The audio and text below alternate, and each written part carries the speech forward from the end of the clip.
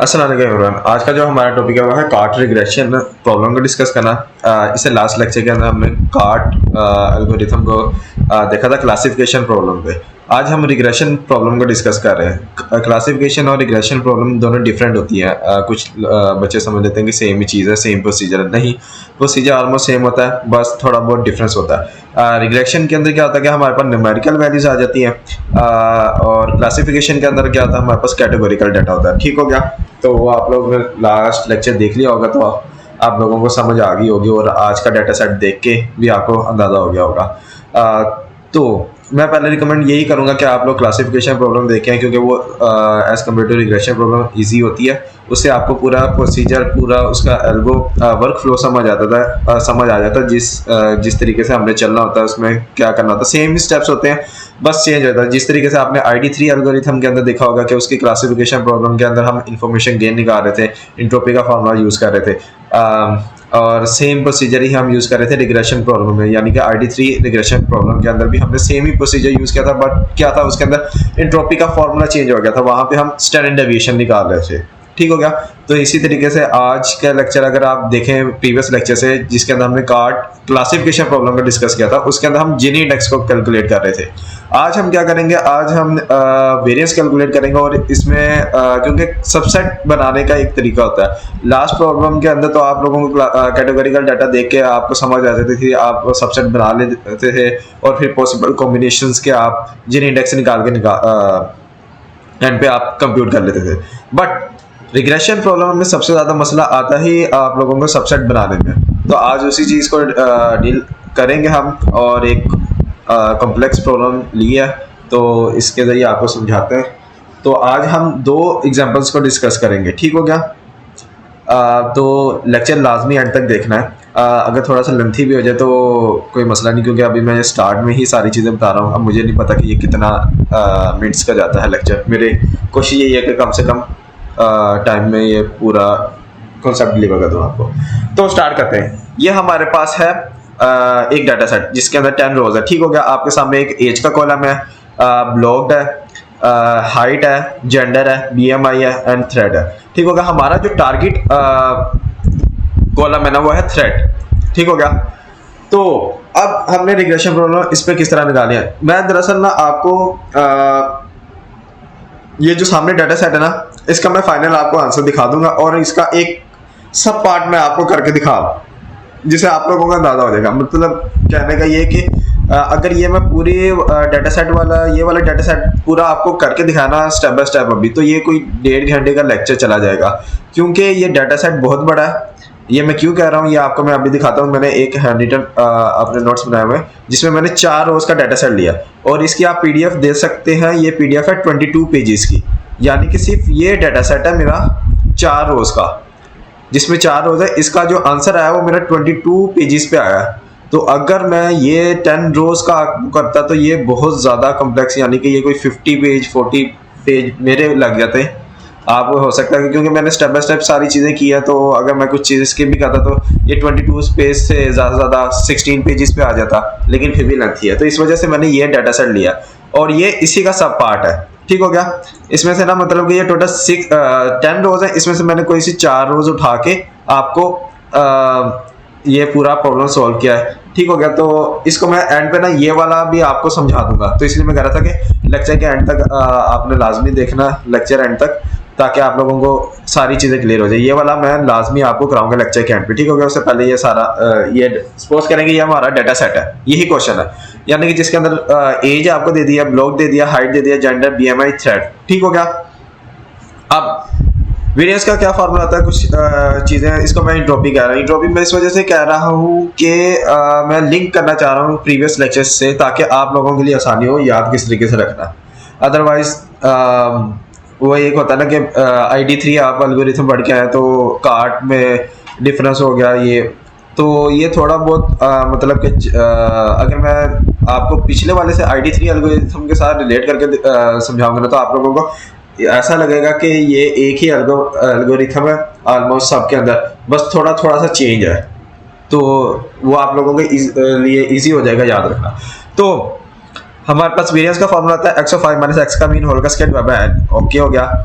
और इसके अंदर हम प्रूनिंग का कॉन्सेप्ट भी डिस्कस करेंगे, ठीक हो गया। रिग्रेशन प्रॉब्लम्स के अंदर ज्यादातर हम प्रूनिंग यूज करते हैं क्योंकि ओवरफिटिंग के मसले आ रहे होते हैं, तो इस वजह से हम प्रूनिंग का कॉन्सेप्ट यूज करते हैं। तो मैंने यहाँ पे लिखा कि प्रूनिंग की जो कंडीशन है वो ये है कि अगर आपके डाटा सेट के अंदर row number of rows less than 3 हो जाना तो आपने प्रून कर देना, उसको आगे एक्सप्लोर नहीं करना, उसको आपने प्रून कर देना, उसकी एवरेज ले लेनी है, ठीक हो गया। एवरेज क्या है, अभी जो मैंने जितने भी वर्ड्स बोले हैं उन सब का मतलब आप लोगों को आगे वर्किंग में जाके पता चल जाएगा, ठीक हो गया। तो अभी के लिए आप याद रखें, प्रूनिंग कंडीशन आप लोगों को वैसे दी गई होगी क्वेश्चन के अंदर, अगर नहीं दी गई तो आप लोग अपने एग्जामिनर से पूछ लीजिएगा जो भी इन्विजिलेटर है कि प्रूनिंग कंडीशन हमें बता दें, या फिर नहीं आता, अगर नहीं दी हुई तो फिर जाहिर बात है या तो आप अजम्पशन ले लें या फिर आपको पूरा का पूरा सोल्व करना पड़ेगा। तो मैं वो सारी चीजें आज के लेक्चर में ही क्लियर करूंगा, ठीक हो गया। उसके बाद हम वेरिएंस रिडक्शन करते हैं जिसको हम इन्फॉर्मेशन गेन कह सकते हैं, ठीक हो गया। इन्फॉर्मेशन गेन क्यों कह रहे हैं, क्योंकि हम मैं ये कह रहा हूँ कि ID3 के अंदर भी जो क्लासिफिकेशन प्रॉब्लम थी उसके अंदर हम इन्फॉर्मेशन गेन निकाल रहे थे और एंट्रोपी का फार्मूला यूज कर रहे थे, प्रोबेबिलिटी ऑफ आई समेशन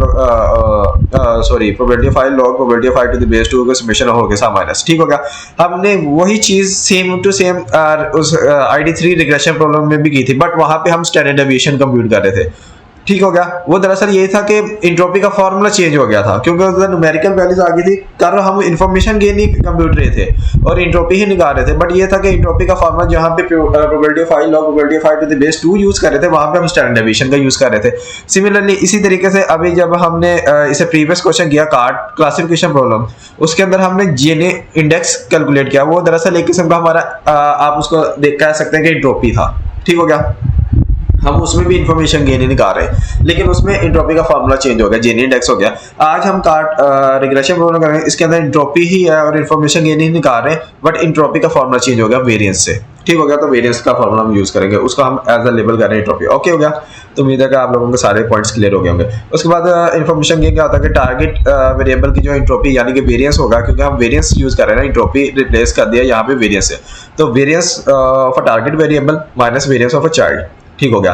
तो सबसे पहले तो हमारे पास टारगेट वेरिएबल क्या था, हमारे पास टारगेट वेरिएबल था थ्रेड, ठीक हो गया। तो हम सबसे पहले क्या करते हैं कि हम टारगेट वेरिएबल की वेरिएंस कंप्यूट करते हैं, एंट्रोपी कंप्यूट करते थे ना हम, एंट्रोपी की जगह हम वेरिएंस का वर्ड यूज करेंगे अब, ठीक है, इस लेक्चर में।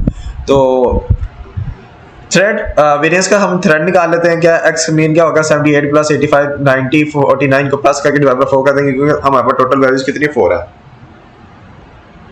तो हमारे पास जो आंसर आ गया वो 75.5।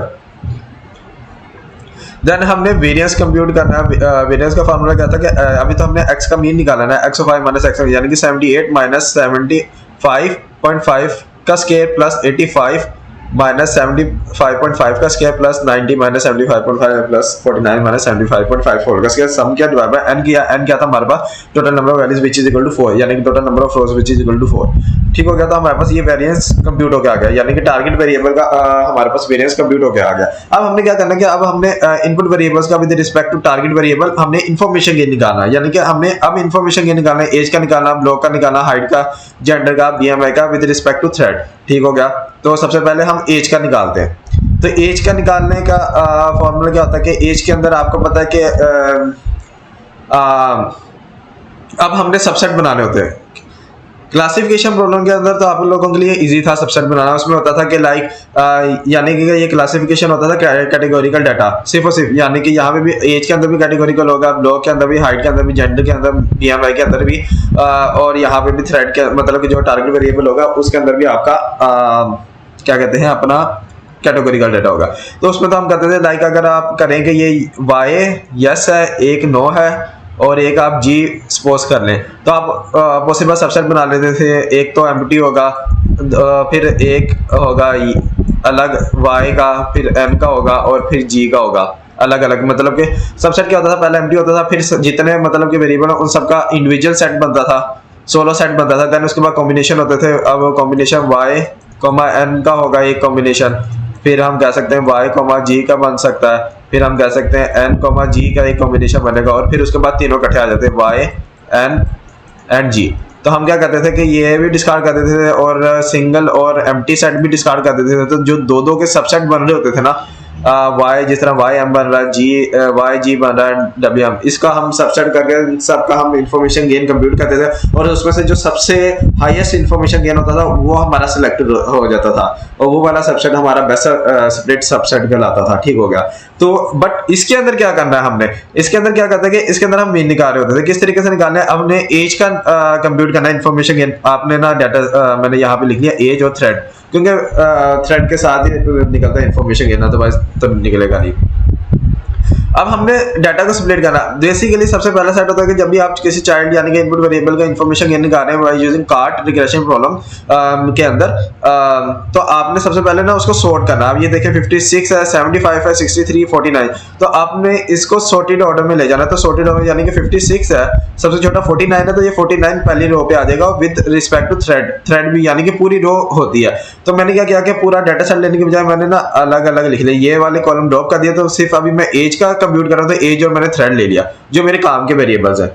ठीक हो गया। तो एज और थ्रेड मैंने लिख लिया। इससे क्या होगा कि मेरे लिए इजी हो जाएगा। वो इतना बड़ी मैं डाटा सेट को करूंगा, हालांकि वो कॉलम्स भी नहीं यूज हो रहे, क्योंकि हर जब भी आप जिस इनपुट फीचर के अकॉर्डिंग आप वर्क कर रहे हो उस फीचर के अकॉर्डिंग आपने सॉर्टिंग करनी होती है। अब हम एज का कंप्यूट कर रहे हैं तो हमने एज के अकॉर्डिंग हमने इसको असेंडिंग ऑर्डर में सॉर्ट कर लेना। तो हमने ये सॉर्टेड हमारे पास आ गया, एज के अकॉर्डिंग थ्रेड भी सॉर्ट हो गया होगा एज के अकॉर्डिंग। ठीक हो गया।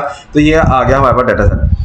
तो सॉर्टेड एज हमने यहाँ पे लिख लेंगे 49, 56, 63, 75। ओके। अब आपने क्या करना है कि आपने स्प्लिट पॉइंट्स निकालने हैं। स्प्लिट पॉइंट्स क्या होते हैं कि आपने ये देखना कि ये 49 प्लस ये जो इससे नेक्स्ट वैल्यू है जो कि 56, दोनों को सम करके डिवाइड बाय 2 करेंगे तो आपके पास 52.5 आ गया। एक आपका स्प्लिट पॉइंट बनेगा 52.5। ठीक हो गया। यहाँ पे मैंने वर्किंग करके भी दिखाया 49 प्लस 56 डिवाइड बाय 2। ठीक हो गया। अब आपका जो अगला कॉम्बिनेशन यूज करके जो आपने स्प्लिट पॉइंट निकालना वही क्या है कि 49 और 56 हो गया। अब ये जो 56 है ना इसको 63 के साथ कंबाइन करना, यानी कि 56 प्लस 63 डिवाइड बाय 2 करेंगे तो हमारे पास 59.5 आ गया। देन अगला जो हमारे पास स्प्लिट पॉइंट आएगा वो होगा 63 प्लस 75 डिवाइड बाय 2 करेंगे तो हमारे पास ये स्प्लिट पॉइंट आ गया। ठीक हो गया। एक हमारा 52.5, एक आ गया 59.5 और एक आ गया 69। ठीक हो गया। 3 स्प्लिट हो गए, यानी कि हमारे पास 3 पॉसिबिलिटी है, 3 सबसेट बनेंगे। एक में क्या होगी कंडीशन, एक में होगी कि 52.5 age less than equal to 52.5, एक बनेगा age less than equal to 59.5 और age less than equal to 69। ठीक होगा। और इन तीनों का हम इसके बेसिस पे हम डाटा को स्प्लिट कर लेंगे। एक लेफ्ट सबसेट बन जाएगा, 2 सबसेट बन रहे होंगे ना। अब वो किस तरीके से आप देखें, पहली कंडीशन है हमारे पास 52.5, तो हमने कहा कि age less than equal to 52.5, यानी कि हम लेफ्ट साइड पे वो वाली वैल्यूज वो वाली रोज रखेंगे जिसके अंदर एज जो है ना हमारे पास 52.5 से कम है या इक्वल टू है। ठीक हो गया। तो अब होता था ना, यानी कि एज है, हम जब कंप्यूट कर रहे होते थे जाहिर बात है कि ये अब सबसेट्स के अंदर स्प्लिट हो रहा है। सबसेट के अंदर स्प्लिट हो रहा है तो यानी कि हमारे पास इसके अंदर वेट का कॉन्सेप्ट आता है। आपने वेटेड एंड पे जाके जाहिर बात है आप तीनों में कंप्यूट करेंगे। मतलब कि आपने जब सबसेट में डिवाइड कर दिया एक डाटा सेट, जिस तरीके से हम प्रीवियसली करते हुए आ रहे हैं कि मतलब कि जो भी कॉलम है जिसके अंदर लाइक क्लासिफिकेशन प्रॉब्लम की मैं बात करूं तो उसके अंदर आ जाता है कि भजन वेदर का अगर हमारे पास कॉलम था उसमें था सनी था, रेन था, ओवरकास्ट था। तो हम क्या करते थे कि जब हम सनी का इंफॉर्मेशन गेन निकाल रहे हैं तो सबसे पहले तो हम क्या करेंगे उसके अंदर हम देखते थे कि वेदर है, वेदर के अंदर सनी है, हमारे पास रेन है और ओवरकास्ट है। फिर हम देखते थे इनका वेट क्या, वेट सनी का वेट कितना है, रेन का वेट कितना है और देन हमारे पास ओवरकास्ट का वेट कितना है। फिर हम सनी की एंट्रोपी कंप्यूट करते थे, रेन की कंप्यूट करते थे एंट्रोपी अलग अलग और ओवरकास्ट की एंट्रोपी को कंप्यूट करते थे अलग। और फिर उसके बाद हम वेटेड वेरिएंस निकालते थे और देन हम क्या करते थे कि टारगेट वेरिएंस कह रहा हम वेटेड एंट्रोपी निकाल लेते थे। देन हम टारगेट एंट्रोपी में से उस वेटेड एंट्रोपी को माइनस करके जो हमारे पास वैल्यू आती थी वो हमारा होता था इंफॉर्मेशन गेन उस फीचर का, यानी कि वेदर का जो कि था। ये था वही चीज हमने यहाँ पे करनी है। बस इसमें क्या क्या इसमें हमने सबसेट बनाने हैं। तो अब हमारे पास 2 सबसेट बने ना, एक हमारे पास सबसेट बनेगा age less than equal to 52.5 का, एक सबसेट बनेगा एज ग्रेटर, मतलब कि ये कंडीशन है ना एक किस्म की इफ कंडीशन समझ लो कि अगर age less than equal to 52.5 है तो आपका लेफ्ट सबसेट में वो वैल्यू डाल देनी है और दूसरा सबसेट होगा 52.5 से ग्रेटर देन वाले एज, वो दूसरा बन जाएगा। तो हमने डाटा सेट में देखा तो हमारे पास 49 एज है, ये वाली रो है जिसके अंदर मतलब कि 49 हमारी एज है जो कि 52.5 से कम है। बाकी सारी जितनी एज है ना वो सारी 52.5 से बड़ी है। तो यानी कि सिर्फ एक रो हमारे पास लेफ्ट सबसेट में आ जाएगी और बाकी की 3 रो हमारे पास राइट सबसेट में आ जाएगी। तो वही चीज़ हमने किया कि लेफ्ट सबसेट में देखें तो एज जो थ्रेड का हमारे पास जो डाटा सेट बना हुआ है 49 और थ्रेड की वैल्यू 49 एक रो है, और बाकी जो यानी कि एज 56, 63, 75, 52.5 से बड़ी थी वो हमारे पास राइट सबसेट के अंदर आ गई। ठीक हो गया। तो हमारे पास दो इनके वेट्स क्या होंगे। अगर मैं लेफ्ट सबसेट का वेट निकालूं तो मेरे पास टोटल वैल्यूज कितनी थी, यहाँ पे क्लियर कर लेता। टोटल हमारे पास थी वैल्यू 4। ठीक हो गया। उसमें से कितनी लेफ्ट सबसेट में गई है, एक रो गई है। तो यानी कि 1/4 हमारे पास लेफ्ट सबसेट का वेट हो जाएगा।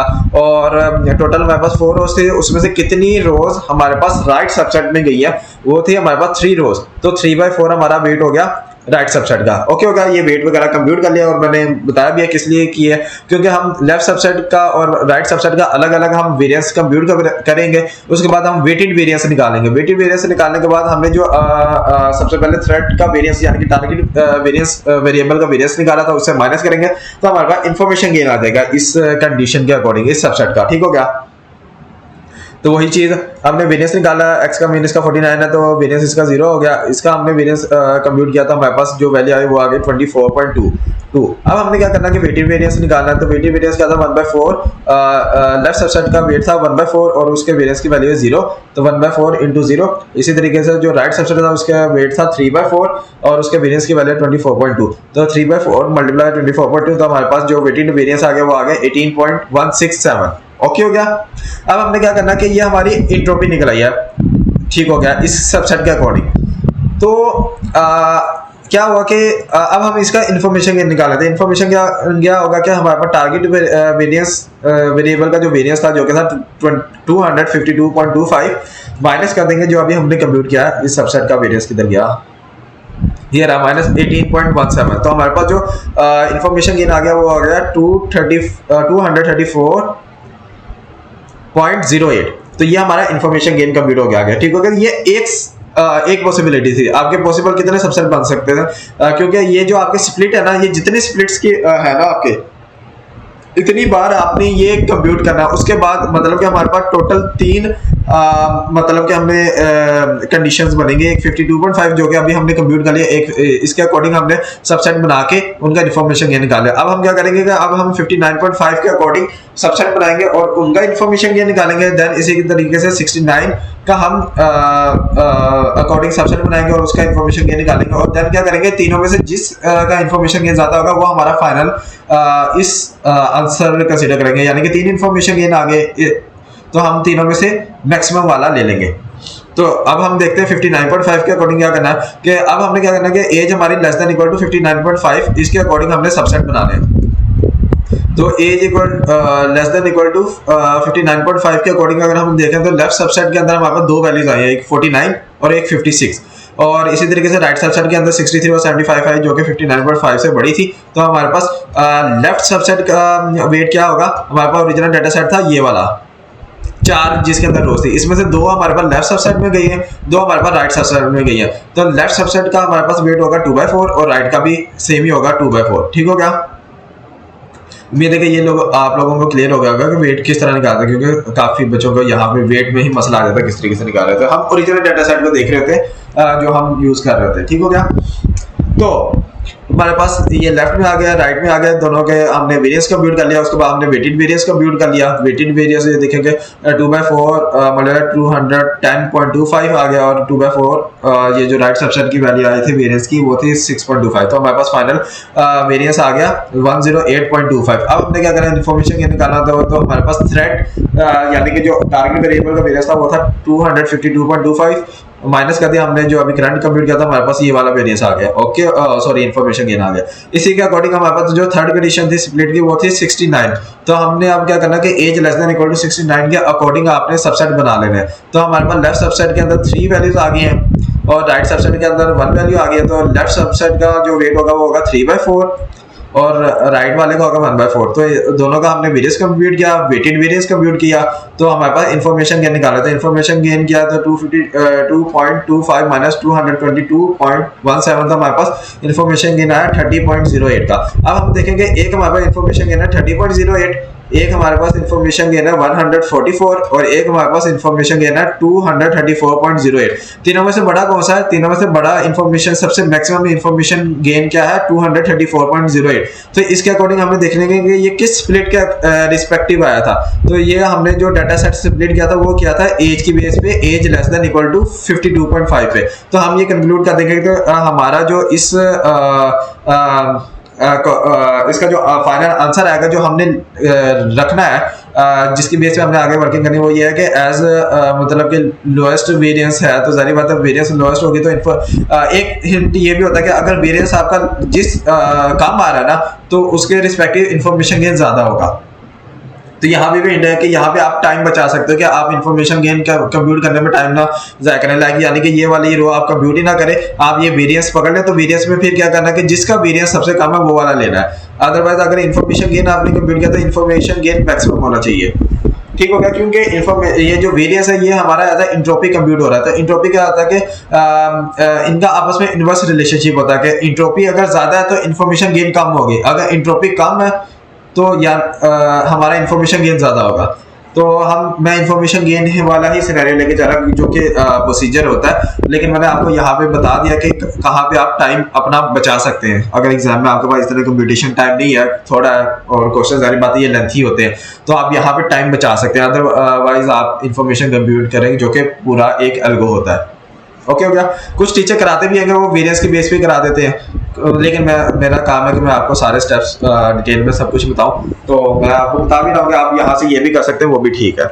तो आप लोएस्ट वेरिएंस है ये for age less than equal 52.5 split के according, so it is the best split. यानी कि बेस्ट स्प्लिट हमने वो लेना जिसके अंदर इंफॉर्मेशन गेन ज्यादा हो, जिसका इंफॉर्मेशन गेन ज्यादा हो। अगर आप वेरिएंस ही कंप्यूट कर रहे हैं खाली इंफॉर्मेशन गेन नहीं कर रहे, तो फिर आपने वो वाला लेना जिसका वेरिएंस कम होगा। अगर आप 52.5 का वेरिएंस देखें ना तो वो है 18.167। अगर आप ये देखेंगे, अगर आपने 69 के अकॉर्डिंग स्प्लिट किया था तो आपका वेरिएंस देखेंगे, आपका वेरिएंस था 222.17। अगर आप इसका गेन वेरिएंस देखें तो 108.25। तो सबसे कम वेरिएंस किसका था?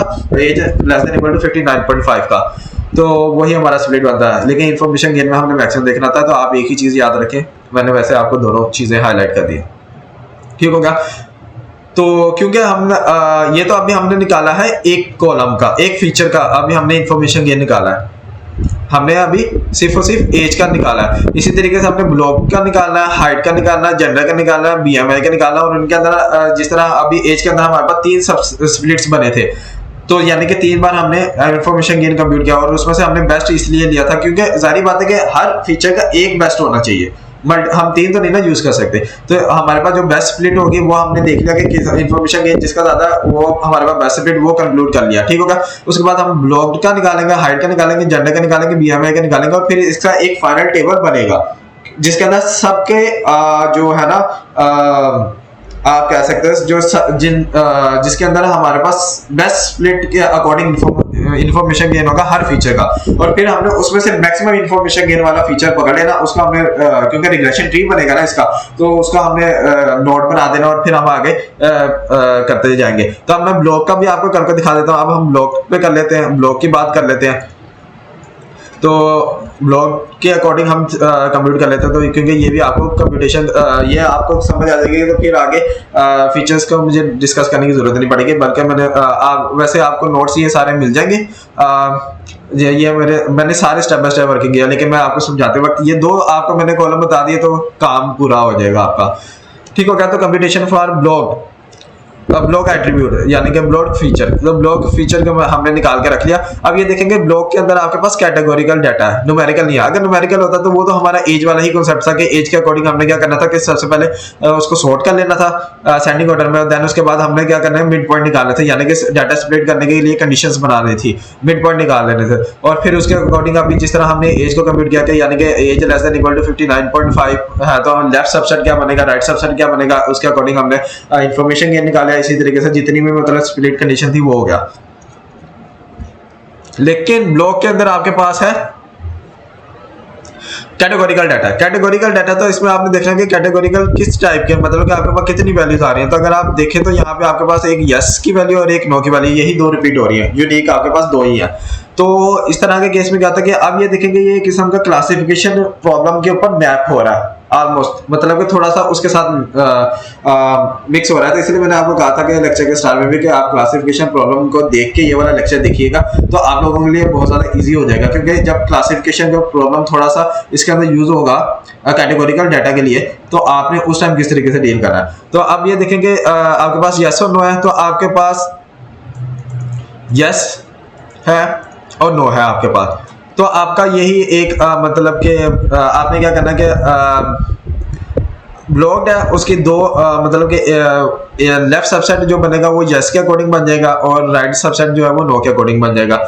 मतलब कि अब आपने उसके अकॉर्डिंग आपने क्या करना है कि वेरिएंस कंप्यूट करना है। वेरिएंस हमेशा हम किस पे कंप्यूट करें, वेरिएंस जो होता है ना वो हम थ्रेड की वैल्यू यूज करें थे टारगेट वेरिएबल्स की। ये ना समझ लीजिएगा कि यहाँ पे हम एज था ना, तो ये ना समझ लीजिएगा कि हम वेरिएंस कंप्यूट कर रहे थे एज की वैल्यूज को यूज करते हैं, नहीं हम थ्रेड की वैल्यूज को यूज कर रहे थे। लेकिन स्प्लिट हम किसकी बेस पे कर रहे थे, एज की बेस पे। ठीक हो गया। तो ये ज़्यादा चीज़ें माइंड में रखना कि मुझे लगा कि शायद आप लोग ये मिक्स ना कर जाए।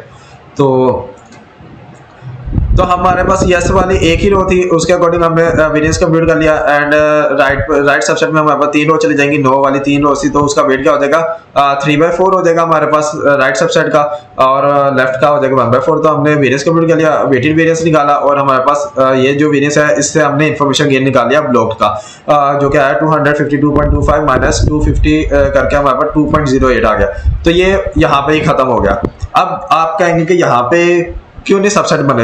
अगर आप लोगों ने प्रीवियस लेक्चर सुना होगा, देखा, अगर वो देख के आ रहे हैं तो आप लोगों को समझ आ गई होगी कि ये किस तरीके से सोल्व है। अदरवाइज मैं फिर भी यहाँ पे आपको क्लियर कर देता हूँ कि अगर यहाँ पे तो थी 2 वैल्यूज, तो 2 वैल्यूज में आपका वही चीज चलती है कि आप उसको मतलब कि आप लेफ्ट सबसेट में एक टाइप की वैल्यूज डालते हैं और राइट सबसेट के अंदर दूसरी टाइप की डालते हैं। लाइक इसमें यस और नो की थी तो आप लेफ्ट के अंदर यस वाली डाल दी, राइट के अंदर आपने नो वाली डाल दी। ठीक हो गया। अगर फर्स्ट करें कि यहाँ पे 3 होते, मतलब कि आपके पास 3 होते कि फर्स्ट करेंगे यहाँ पे नो की जगह एक वर्ड यूज हुआ था यस नो को आप क्या कर सकते हैं, आप कर लें कि यहाँ पे ट्रू लिखा होता,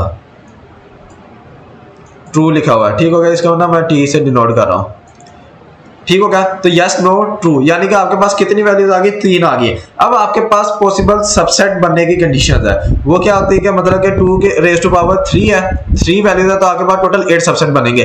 क्या होता था अभी मैंने आपको इसमें लेक्चर के अंदर करके भी दिखाया था, एक आपका होता है एम्प्टी सेट, एक होता है आपका जितनी वैल्यूज है उन सबका इंडिविजुअल, एक होगा यस वाई से डिनोट कर रहा हूँ, एक होगा एन का, एक होगा टी का। ठीक हो गया। देन उसके बाद आपके पास 2-2 के कॉम्बिनेशन बनते हैं, तो 2-2 में क्या आएगा कि आप वाई और नो ले सकते हैं। एक कॉम्बिनेशन ये है आपके पास, एक आपके पास सबसेट बनेगा वाई और ट्रू का। ठीक हो गया। एक आपके पास सबसेट बनेगा ट्रू और नो का। ठीक हो गया। 4 ही हो गए, ये 7 हो गए, और एक आपका सबसेट बनता है जिसके अंदर आपके पास सारी वैल्यूज आ जाती हैं, वाई भी आ जाएगा, यस आ जाएगा, नो आ जाएगा और ट्रू। ठीक हो गया। हम क्या करते थे कि ये 3 वाली हम डिस्कार्ड कर देते थे और सिंगल और एम्प्टी वाली डिस्कार्ड कर देते थे। हम सिर्फ 2 कॉम्बिनेशंस वाले ऐसा सबसेट जिसके अंदर 2 वैल्यूज आ रही हैं सिर्फ उनको हम कंसीडर करते थे, उसकी बेस पे हम सबसेटिंग करते थे। तो अब हमारे पास क्या हो जाता था कि हमारे पास 3 सबसेट बन जाने थे, एक वाई नो का, एक वाई ट्रू का और एक नो और ट्रू का। तो अब हमने क्या करना था कि इसके अकॉर्डिंग हमने तीनों का अलग अलग इन्फॉर्मेशन ये निकालना था। लाइक जिस तरह हमने एज का निकाला था, एज के अंदर तो हम कंडीशन देख रहे थे age less than equal to 59.5 या age less than equal to 69, उसकी बेस पे हम सबसेट बना रहे थे। इसके अंदर आपके पास सबसेट बन गए एक वाई, यानी कि एक बार आपने वर्किंग करनी है जिसके अंदर होगा कि आपने यस और नो वाले डाटा सेट को लेना है और उसके बेस पे आपने राइट सबसेट और लेफ्ट सबसेट बनाना है, यानी कि लेफ्ट के अंदर आपने यस वाली रोज डाल देनी, राइट के अंदर आपने नो वाली रो डाल देनी।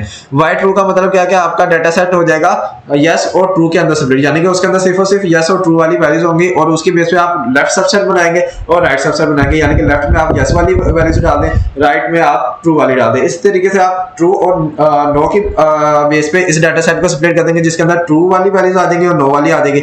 उसके बेस पे आप लेफ्ट सबसेट बनाएंगे जिसमें आप नो वाली वैल्यूज डाल दें और राइट सबसेट बना लें जिसके अंदर आप ट्रू वाली वैल्यू निकालें और उसके अकॉर्डिंग इन्फॉर्मेशन गेन निकालें और फिर इन तीनों सबसेट में से देखेंगे इन्फॉर्मेशन गेन किसका ज्यादा है, जिसका ज्यादा होगा वो आपका आंसर में आ जाएगा फाइनल में और वो बेस्ट स्प्लिट आपका कहलाएगा। ठीक हो गया।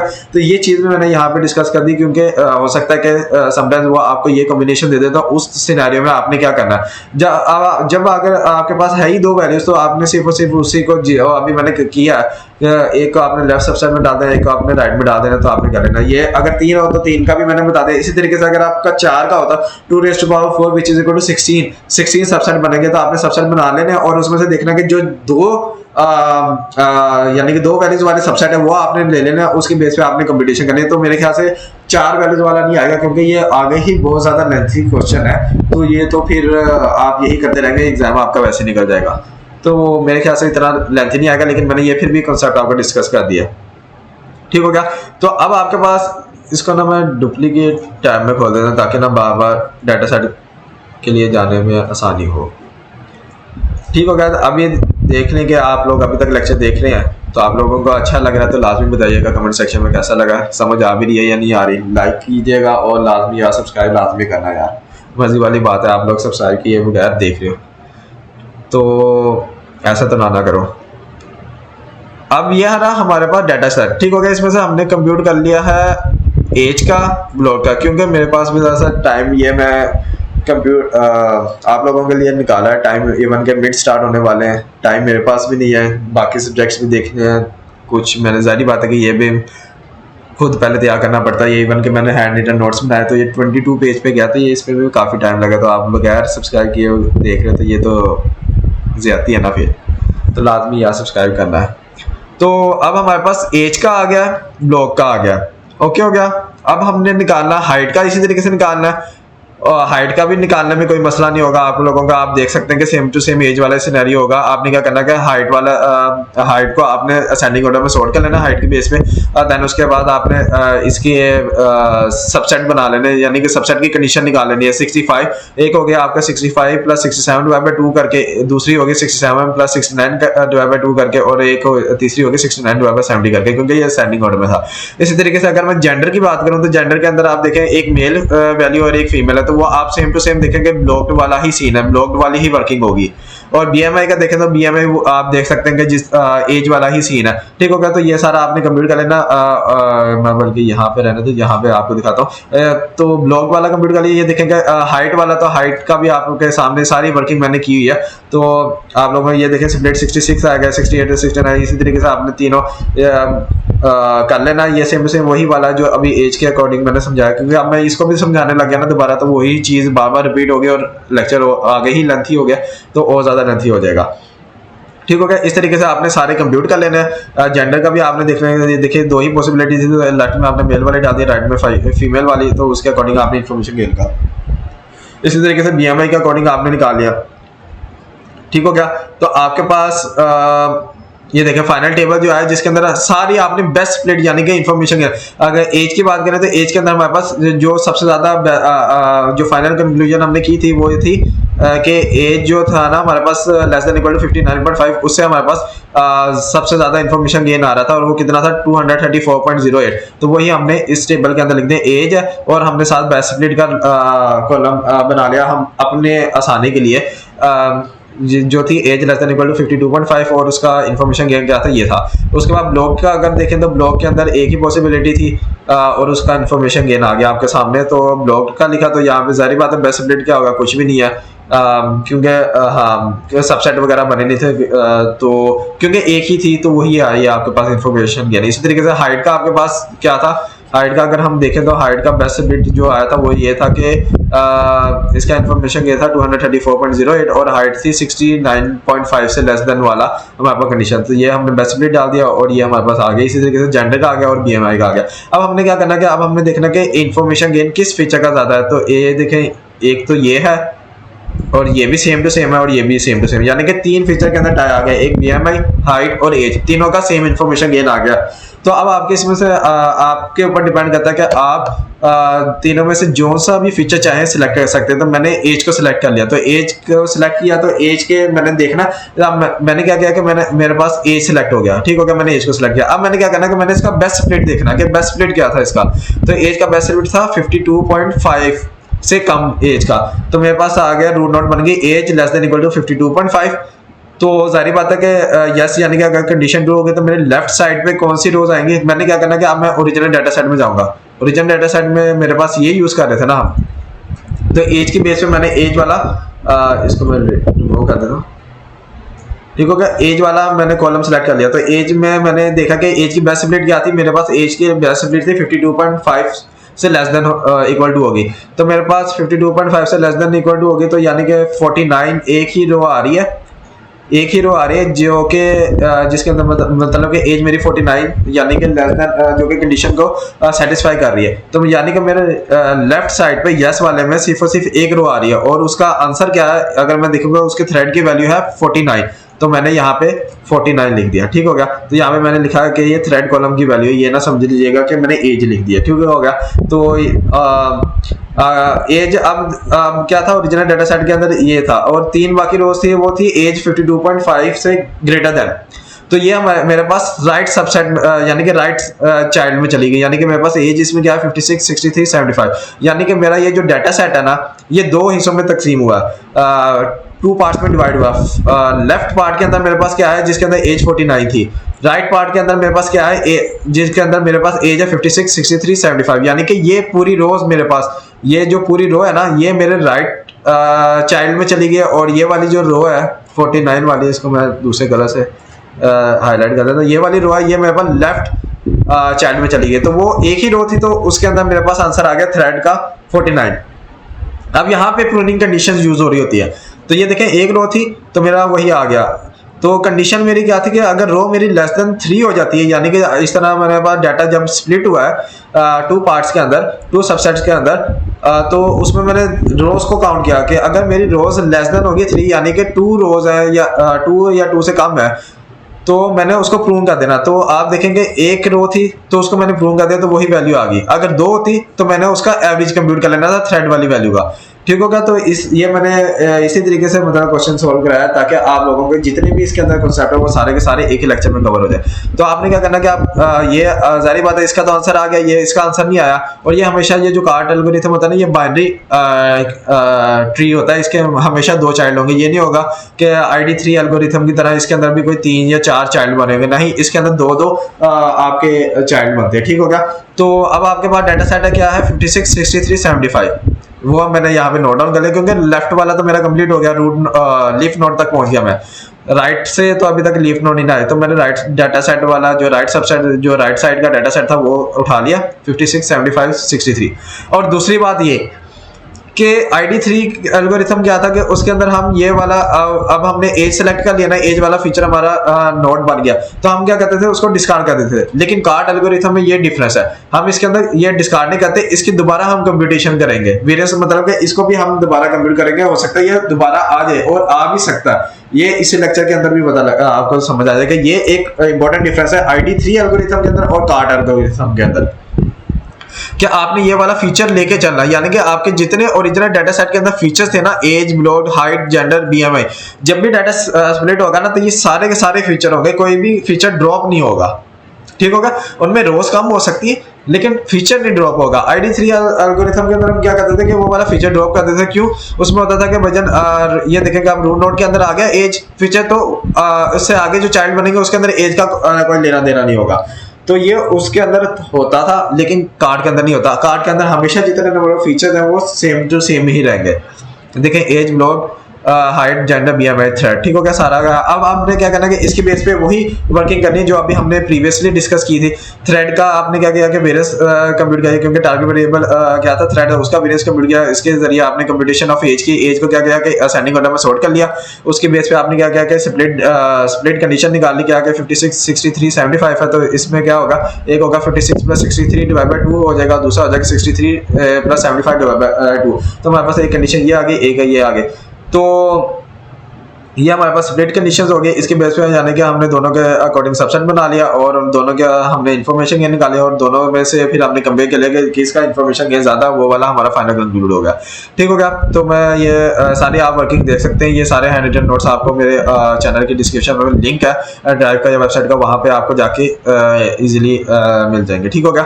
तो वहां से आप जाके डाउनलोड कर लीजिएगा। वर्किंग मैंने सारे स्टेप बाय स्टेप और हर पॉइंट को मैंने डिस्कस किया, तो वो उससे घबराना नहीं। आप लोग देखेंगे तो डिटेल में मैंने किया हुआ, तो आपको देख के ही समझ आ जाएगी। ठीक हो गया। इसी तरीके से आप देखें तो दोनों में से हमारे पास एक इन्फॉर्मेशन गिना था 0.22, एक का था स्प्लिट का 20.5 20.05। तो इन्फॉर्मेशन गेन ये ज्यादा, तो age less than equal to 59.5 हमारे पास इसका बेस्ट स्प्लिट होगा। ठीक हो गया। इसी तरीके से हमने ब्लॉक का निकाल लिया। ब्लॉक का निकालने के बाद हमने हाइट का निकाल लिया। सेम टू सेम वही वर्किंग है, उसी तरीके से हमने किया। जेंडर का कर लिया, BMI का कर लिया। उसके बाद हमारे पास जो फाइनल टेबल इसका बनेगा उसके अंदर हमने वही बेस्ट स्प्लिट लिख लिया और इन्फॉर्मेशन गेन लिख लिया। तो अगर आप देखेंगे, अब इन्फॉर्मेशन गेन देखें, सारे फीचर्स का same to same information gain आ गया। तो अब हमारे पास दोबारा चॉइस है कि अब हमारी अपनी मर्जी का हम चाहे जो सा मर्जी हम फीचर सेलेक्ट कर लें। ठीक हो गया। तो मैंने क्या किया कि मैंने इसमें अपनी मर्जी का देखेंगे। अब मैंने जेंडर को सिलेक्ट कर लिया। ठीक होगा। जेंडर को सिलेक्ट कर लिया तो मैंने क्या किया कि मैं ओरिजिनल डाटा सेट में गया। अब मैं ओरिजिनल डाटा सेट कौन सा यूज करूंगा, ये जिसके बेस पे मैंने किया नहीं था, अभी वर्किंग की थी, जो देखा कि हमारा जो डाटा सेट स्प्लिट हुआ था 3 रोज के अंदर, ये वाला डाटा सेट में जाना हमने। जेंडर मैंने सिलेक्ट किया ना, जेंडर ये वाला आ गया, ये वाला कॉलम आ गया। इसके अंदर हमारे पास 2 वैल्यूज थी, मेल और फीमेल, यानी कि इसके हमारे पास 2 इसके आगे फर्दर चाइल्ड बनेंगे। एक साइड पे हो जाएगा मेल और एक साइड पे हो जाएगा फीमेल। तो हमने उसके अकॉर्डिंग डाटा स्प्लिट कर लिया। तो उसके अकॉर्डिंग डाटा को स्प्लिट कर लिया। इसको मैं यहाँ पे डुप्लीकेट कर लेता हूँ ताकि एग्जैक्ट आपको नजर आए। ठीक हो गया। तो यानी कि एक साइड पे हमारे पास मेल हो गए, एक साइड पे हो गया फीमेल। ओके। तो हमने देखा कि मेल के अकॉर्डिंग हमारे पास कितनी रो, यानी कि ये जो स्प्लिट कर रहे होते हैं ना, चाइल्ड बना रहे होते हैं, इसका मतलब होता है कि मेल वाली रोज इस साइड पे आ गई है, फीमेल वाली रोज इस साइड पे आ जाएंगी इस डाटा सेट में। तो मेल वाली रो हमारे पास टोटल कितनी थी हमारे पास, इसमें एक थी, तो उसका आंसर क्या था 78, यानी कि प्रून हो जाएगा। 78 एक रो है ना, तो हमारे पास थ्रेड वाली वैल्यू आ गई 78। अब इसमें हमने देखा कि ये हमारे पास राइट चाइल्ड में चली गई है, तो ये हमारे पास 2 रोज हैं। तो ये हमारे पास प्रूनिंग कंडीशन को सेटिस्फाई कर रहा है कि अगर ट्रू रोज आ गई डाटा सेट के अंदर तो हम उसको प्रून कर देंगे। तो हमारे पास 2 है, तो हम क्या करेंगे, दोनों वैल्यूज थ्रेड की जो 2 वैल्यूज हैं, इन दोनों का सम करके डिवाइड बाय 2 कर देंगे, एवरेज निकाल के हमारे पास ये आंसर आ जाएगा। ये इसकी वर्किंग विश हो गई है। ठीक हो गया। तो ये हमारा इसका रिग्रेशन ट्री बन गया। ठीक हो गया। अब यहाँ पे मैं आपको एक और चीज क्लियर कर सकता हूँ, करता हूँ आ जाओ, क्योंकि मैंने आपको कहा था ना कि हमने वो जितने नंबर ऑफ फीचर्स होते हैं वही हर मतलब के सेम रहेंगे जितनी बार भी स्प्लिट होगा डाटा। तो आप यहाँ पे एज को भी कंसीडर कर सकते थे, यानी कि एज, तो आपके पास क्या कंडीशन बनी थी, age less than equal to 59.5। तो हमारे पास होना था कि age less than equal to 52.5 है, तो वो लेफ्ट साइड पे आ जाने थे, उससे जो बड़े हैं वो राइट साइड पे आ जाते। तो फिर यहाँ पे जेंडर की जगह अगर मैं age less than equal to 59.5 select करता, तो इसमें क्या होता है कि एज मेरे लेफ्ट साइड पे 59.5 से वो वाली रोज आ जानी थी कि जिनका होना था 59.5 से कम, और राइट पे आ जाने थे जिनका होना था 59.5 से ज्यादा। तो ये एक किस्म की कंडीशन वो वाली बन जाती है कि जब अगर आप इस वाले में देखेंगे ना, फिर तो आपके पास वो वाली होंगी वो वाली रो होंगी जिनकी वैल्यूज, यानी कि जिनकी एज 52.5 से बड़ी होंगी और लेस देन होंगे 59.5 से। तो ये एक किस्म के कंडीशंस वगैरह हो जाते हैं। तो इसलिए मैंने कहा था कि, और ये इसका यही डिफरेंस होता है कि IT3 एल्गोरिथम से और कार्ड में, कि हमने फीचर्स को ड्रॉप नहीं करता। IT3 के अंदर हम जब एक हमारा feature age a node select हो जाता था डिसीजन ट्री के अंदर, तो हम उसको डिस्कार्ड कर देते थे जब हम फर्दर स्प्लिट करते थे। बट कार्ड के अंदर हम सारे के सारे फीचर्स को लेके चलते हैं। ठीक हो गया। तो ये हमारा था लेक्चर। अब हम इस एग्जाम्पल को डिस्कस कर लेते हैं, ये वाली एग्जाम्पल को। तो मैंने ये जो 4 रोज ली थी ना, वो इसी डाटा सेट में से मैंने उठाई थी। ठीक हो गया। अब वो किस तरीके से उठाई थी ये भी आपको, अब आप लोगों के लिए ये वाला आसान हो गया होगा कि अब आप लोग देख सकते हैं कि कितनी बार इसके अंदर कंप्यूटेशन करनी पड़नी थी। लाइक अगर हम इस डाटा सेट पे करते तो हमारे पास ये इसको हमने पहले सॉर्ट करना था इस पूरी वैल्यूज को, देन उसके बाद हमने स्प्लिट निकालने थे, यानी कि टोटल 10 वैल्यूज है, तो टोटल 9 स्प्लिट बने थे, 9 सबसेट बने थे सिर्फ एक ही फीचर के। और देन हमने उसका इन्फॉर्मेशन गेन निकाला 9 बार, और उसमें से एक मैक्सिमम निकालना था, और यही हमने हर कॉलम्स के लिए रिपीट करना था। तो फिर देखो कितना लंबा जाता है क्वेश्चन। लेकिन मैंने आपको ये भी सोल्यूशन करके दिखाता हूँ। तो हमारे पास क्या था कि भाईजान ये एक कंप्यूटेड हुआ हुआ सारा सोल्यूशन है, इसके अंदर हमने सब कुछ कंप्यूट कर लिया उसी तरीके से जिस तरीके से मैंने अभी आपको समझाया। तो हमारे पास फाइनल वाले टेबल पे चलते हैं। फाइनल टेबल इसका क्या था,